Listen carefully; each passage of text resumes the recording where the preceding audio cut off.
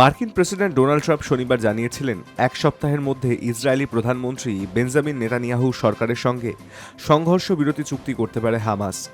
আমেরিকার মধ্যস্থতাতেই সংঘর্ষ বিরতি কার্যকর করার লক্ষ্যে আলোচনা শুরুও হয়েছে বলে দাবি করেছিলেন ট্রাম্প। কিন্তু হামাসের বিবৃতিতে নেতানিয়াহু সরকারের সদিচ্ছা নিয়ে প্রশ্ন তোলা হয়েছে। বলা হয়েছে, ইসরায়েলের একগুঁয়ে মনোভাব সংঘর্ষ বিরতি নিয়ে আলোচনাকে দুরূহ করে তুলেছে। গত মঙ্গলবার ট্রাম্প জানিয়েছিলেন, ইসরায়েলের প্রধানমন্ত্রী বেঞ্জামিন নেতানিয়াহুর সরকার 60 দিনের যুদ্ধবিরতির জন্য প্রয়োজনীয় শর্তগুলি মেনে নিয়েছে। সেই সঙ্গে তিনি বলেছিলেন, নির্দিষ্ট সময়সীমার মধ্যে সংশ্লিষ্ট পদক্ষেপগুলি যুদ্ধের অবসানের লক্ষ্যে কাজ করবে। হামাস নেতা তাহের আল নুনু বৃহস্পতিবার বলেন, হামাস সংঘর্ষ বিরতির সর্বশেষ প্রস্তাবে রাজি হয়েছে।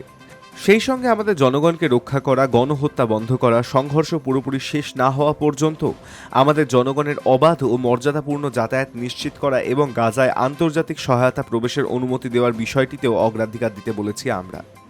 High News network.